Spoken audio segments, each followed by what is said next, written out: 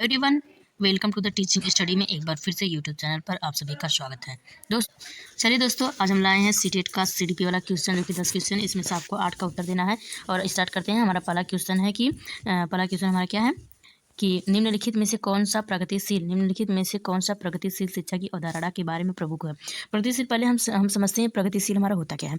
प्रगतिशील वो होता है जिसे हम डेवलपमेंट मतलब विकास करते हैं, निरंतर या लगातार या सतत, उसे हम कहते हैं प्रगतिशील शिक्षा की अवधारणा के प्रमुख क्या है। तो इसमें हमारा प्रमुख क्या है, प्रत्येक बच्चे की क्षमता एवं संभावना में विश्वास करना, मानक निर्देश एवं मूल्यांकन करना, बाह्य प्रेरणा तथा एक रूप मूल्यांकन मानदंड, पाठ्य पुस्तक केंद्रीय अधिगम। इसका हमारा राइट आंसर क्या हो जाएगा। देखो, मानक निर्देश हमें बच्चों को तो देना नहीं, ये हमारा नेगेटिव है वर्ड है। और यहाँ पे जो हमारा मानदंड एक रूप नहीं, हमें बहुरूप मूल्यांकन करना चाहिए। वही भी यहाँ पे मानदंड आ गया तो हमारा नेगेटिव वर्ड है, ये गलत हो गया। तो फिर पाठ्य पुस्तक केंद्रित आधारित नहीं होना चाहिए। यहाँ पे हमारा बाल केंद्रित अधिगम होना चाहिए था। ये भी हमारा राइट आंसर, ये भी हमारा नेगेटिव। बचा कौन सा, हमारा बचा एक, प्रत्येक बच्चे की क्षमता एवं संभावना में विश्वास करना। यही हमारा राइट आंसर है पहला के ए। अगर हमें सॉल्व करना है क्वेश्चन तो हमें पहले देखना होगा कि कौन कौन इसमें सब गलत है, तो उसको हम सही हम चिन्ह लगा सकते हैं। इसका हमारा राइट आंसर हो जाएगा ए। नेक्स्ट क्वेश्चन की बात कर देते हैं। दृश्य रूप से बाधित विद्यार्थी के साथ कार्य करते समय एक शिक्षिका को किस प्रकार के अनुकूलन करने चाहिए थे।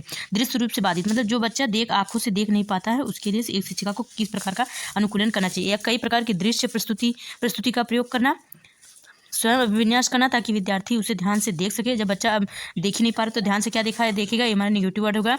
और दृश्य प्रस्तुत करेंगे उसके सामने, तो देख नहीं पा रहा है तो दृश्य प्रस्तुत करने से हमें क्या होगा, अनेक प्रकार के लिखित कार्यों विशेष रूप रहेगा यहाँ पे, विशेष रूप से वर्कशीटों पर ध्यान केंद्रित करना। लिखित कार्य हमें बच्चों को देना नहीं है, क्योंकि वो देख पा ही नहीं रहा। लिखित कार्य से हमारा कोई मतलब नहीं निकलेगा। स्पष्ट रूप से बोलना तथा छूकर महसूस करने वाली सामग्री का अधिक मात्रा में प्रयोग करें। हाँ, ये हमारा क्या हो जाएगा, सही हो जाएगा। इसका राइट आंसर हमारा हो जाएगा डी, क्योंकि स्पष्ट, अगर जो बच्चा देख नहीं पा रहा है तो कम से कम सुन तो पा रहा है, छू पा रहा है, महसूस करेगा, उसके हिसाब से आप अपना वो आंसर देगा। चलिए दोस्तों, इसका राइट हमारा आंसर डी है। नेक्स्ट क्वेश्चन की हम बात करते हैं। निम्नलिखित में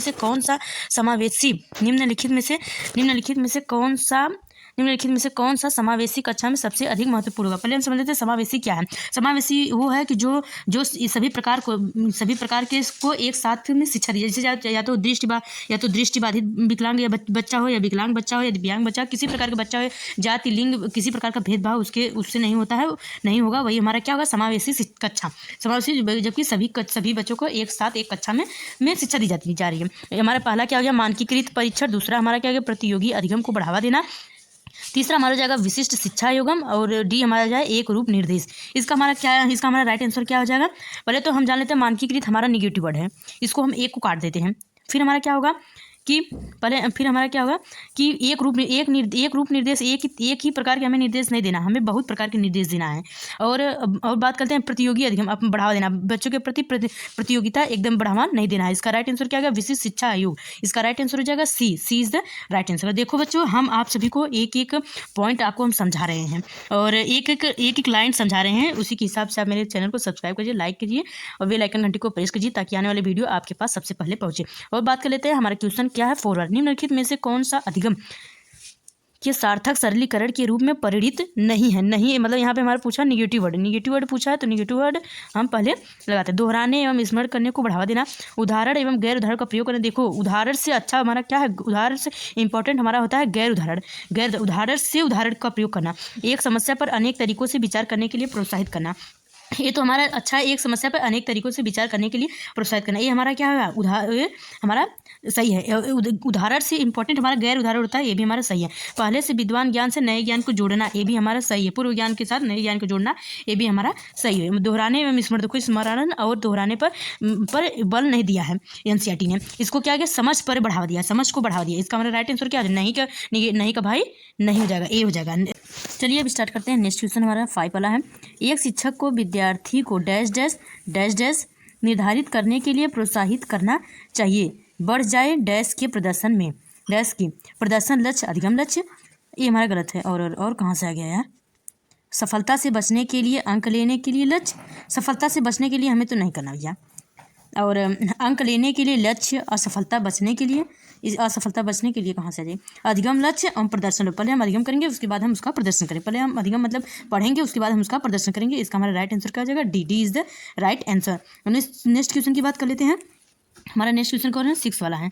तो नेक्स्ट क्वेश्चन की बात हम एक समस्या को मूल एवं अपसारी समाधानों के साथ करने की योग्यता निम्नलिखित में से किसकी एक प्राथमिक विशेषता है।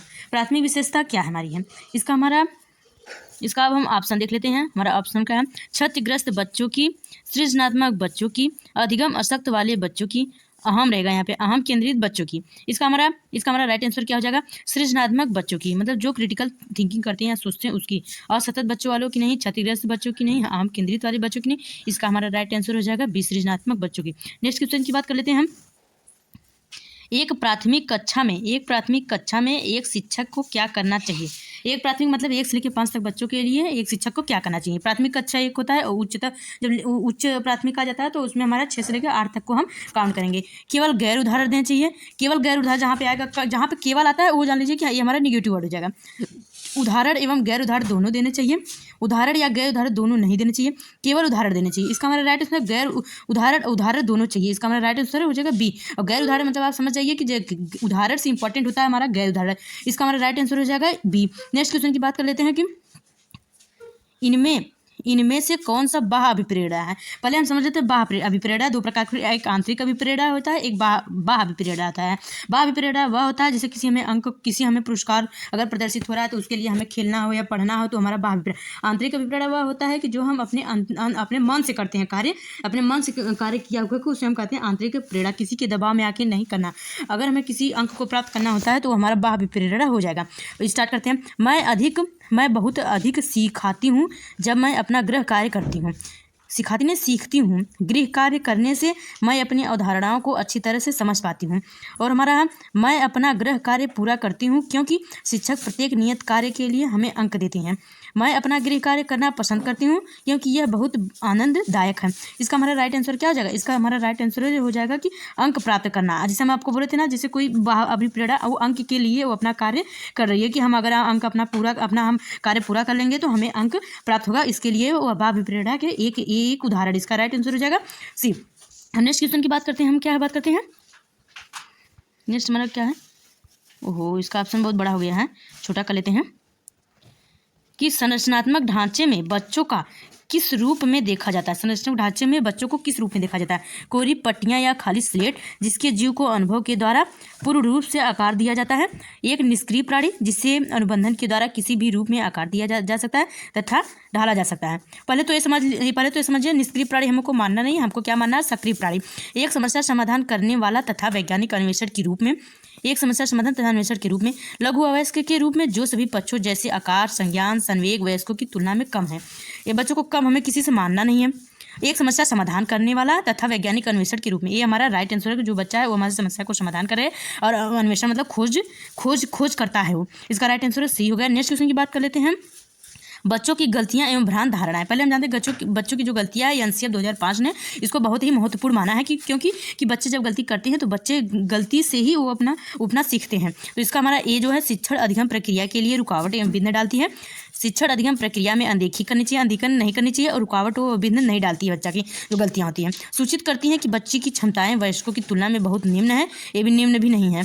शिक्षण अधिगम प्रक्रिया में एक महत्वपूर्ण कदम है। यही हमारा क्या हो गया राइट आंसर, क्योंकि इसे बच्चों की गलतियाँ को बहुत ही महत्वपूर्ण माना गया है कि जो बच्चे होते हैं वो गलतियों के माध्यम से ही कुछ नया सीखते हैं। इसका हमारा राइट आंसर हो जाएगा डी। अब इसी के साथ हम क्या करते हैं कि अगर आपको हमारा एक भी क्वेश्चन सही लगा हो तो हमारे चैनल को सब्सक्राइब करिए, प्लस लाइक करिए, बेल आइकन घंटी को प्रेस कीजिए ताकि आने वाली नोटिफिकेशन आपके पास सबसे पहले पहुंचे।